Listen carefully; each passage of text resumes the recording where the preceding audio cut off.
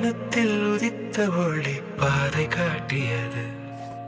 பரமரியின் மழலை சொற்கள் உலகம் கேட்டது. அழகிய நெறி சொல்ல வந்த தூதர் நடையை கண்டோம்.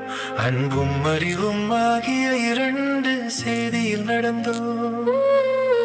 மக்காவில் துன்பம் பலவும் நிழலாய் நின்ற போதிலும் மனதில் பொறுமை மலர நம்பிக்கை ஒளி தோன்றியது.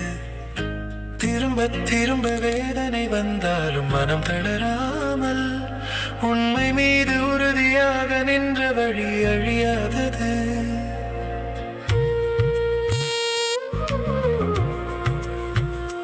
மதீன பக்கம் சென்ற பயணம் ஓர் புதிய விடியலாய், உறவுகள் எல்லாம் ஒன்றாய் சேர்ந்து ஓர் அமைதியாய். சுமார் சொல்லப்பட்ட பழைய பகை மனத்தை காய்த்தாலும் நீதி நிழலில் நின்ற வழி ஒரு போதும் தவறாதது. உஹுதின் மலை நிலத்தில் காற்று கற்றுத் தந்தது.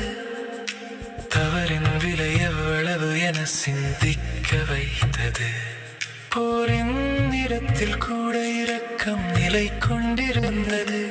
மரணம் என்பது வந்த போதிலும் மனிதம் தளராதது. பற்றின் மனதில் எழுந்தது நம்பிக்கையின் உறுதியாய்.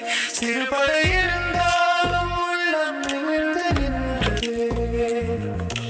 அதிகம் இல்லை என தெரிந்த போதிலும் அல்லாஹ்வின் அருளே துணை என நெஞ்சம் நம்பியது. கை உயர்த்தியவர்கள் கூட கருணை மறக்கவில்லை. எதிரில் நின்றவர்களுக்கும் மரியாதை காணவில்லை.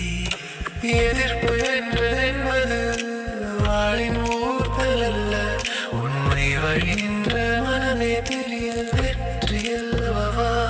வரலாறு சொல்லும் வார்த்தை இன்று வரை மாறவில்லை. நெறி மீது நிற்பவர்க்கு கண்ணியம் என்றும் குறையவில்லை. போரின் பெயரில் நடந்தது காப்பதற்கான பொறுப்பு.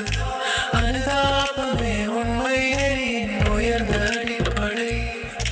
மனிதனின் நோய் அனைத்தும் பரவருக்கு சொந்தமாய், அதை காப்பதே நெறியின் மிக உயர்ந்த பண்பாய். நம் வாழ்வில் இன்று கூட அந்த கதைகள் வேண்டுமே. அன்பின் பாதை தழைக்க நெஞ்சம் மொழி தேடும்.